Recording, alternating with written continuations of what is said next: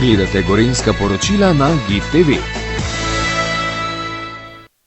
To je res izjemno svečan dan, da nam je uspelo skupaj z Čebelarsko zvezo, društvi, Slovenskim etnografskim muzejem, Čebelarskim muzejem in Ministrstvom za kulturo vpisati na reprezentativni seznam UNESCO-ve nesnovne dediščine, kajti posebej pomembno je to, da gre to za slovensko čebelarstvo in da gre za način življenja. Tukaj govorimo o tradiciji, govorimo o kulturni dediščini, govorimo o umetnosti, govorimo o čebelarstvu in govorimo seveda o pomenu trajnostnega razmišljanja tako na področju kulture, narave in predvsem za prihodnost.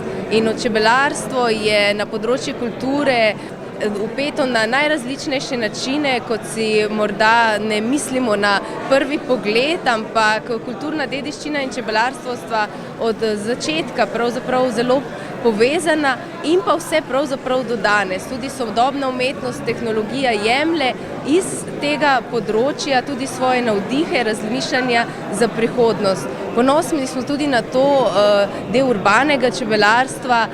Na Cankarjevem domu imamo čebeljak, ki daje izvrsten med in ta spoj narave, čebelarstva, umetnosti in kulture je zelo pomemben, kajti zavedati se moramo, da čebele in odnos do narave so tisto, kar nam pravzaprav omogoča življenje. In v času podnebnih sprememb je tudi kultura absolutno tista prva, ki se bo postavila na to stran in zaradi tega tudi mi v vse svoje programe mislimo na to, mislimo na trajnost in zato sem izjemno vesela med tem plodnim sodelovanjem s čebelarji, Čebelarsko zvezo in kulturnimi institucijami. Danes je velik dan in resnično smo lahko na to zelo ponosni.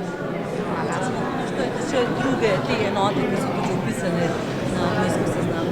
Na UNESCO seznam kulturne dediščine je bil najprej vpisan škofjeloški pasijon, potem seveda tudi kurentovanje, imamo klekljanje in pa suhozidna gradnja, ki se sedaj pripravlja tudi kot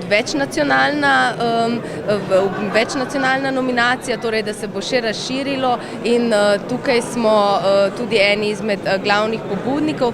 Hkrati s čebelarstvom pa je bil vpisan tudi so bili vpisani tudi lipicanci in tudi to slovesnost pripravljamo v maju na dan lipicancev. Tukaj smo šli na dan čebel, seveda, ki je prav tako pobuda Slovenije za svetovni dan čebel in večkrat se moramo spomniti pravzaprav tudi na to, kako nas te stvari povezujejo, združujejo, tako različne institucije v državi, društva, posameznike, lokalne skupnosti, hkrati pa gre recimo pri nominaciji lipicancev tudi na večnacionalno nominacijo, na pobudo Slovenije in to je res zelo pomembno sporočilo za našo državo in za vse nas, kako lahko in moramo tudi delati in sodelovati. Današnja prireditev je to samo potrdila, tudi pravilna odločitev Čebelarske zveze, ministrstva in jasno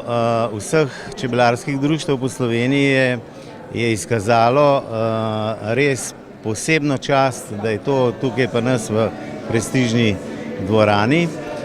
Seveda smo pa ponosni tudi na pridobitev tega certifikata, kar bo sploh pomenilo še dvig, bom rekel, našega muzeja, ki je edinstven v Evropi, tako da sem izredno ponosen in pa vesel. Ko smo pričeli z delom, se v resnici nismo zavedali vseh razsežnosti čebelarstva, ki ga mogoče na prvi pogled vsi takoj povezujemo z naravo, s kmetijstvom, pa vendarle je posebnost te konvencije o nesnovni dediščini, da v bistvu govorijo o ljudeh, o tem, kako prakse, znanje preteklih rodov prenašajo iz roda v rod, na mlajše generacije torej, in s katerimi živijo danes in na nek način odpirajo pot tudi v prihodnost. Kar je neverjetno pri čebelarstvu je, da je to tako množična aktivnost, ampak ne zaradi same številke, ampak v resnici tudi zaradi različnih skupin čebelarstva, ki se s tem ukvarjajo. Ko smo raziskovali tudi prakse v drugih državah, v resnici v nobeni drugi državi nismo našli takšne razsežnosti čebelarstva, ki sega na slovstvo, jezik, umetnost, ljudsko stavbarstvo, tradicije in v resnici, ki vključuje tako širok krog skupin čebelarjev, skupnosti, ki se s tem ukvarjajo. Že omenjeni invalidi, terapevtske funkcije čebelarstva, ki se pojavljajo povsod, čebelarstvo kot protokolarna dejavnost, kot veste, Slovenija tudi poudarja čebelnjake drugim državam, ampak pomembneje je, da slovenski čebelarji učijo tuje čebelarje. Skratka, slovensko čebelarstvo s tem res gre v svet. Je pa seveda, kar mi trdno v to verjamemo, del kulture, kajti govori o človeku in govori o družbi, o vseh nas.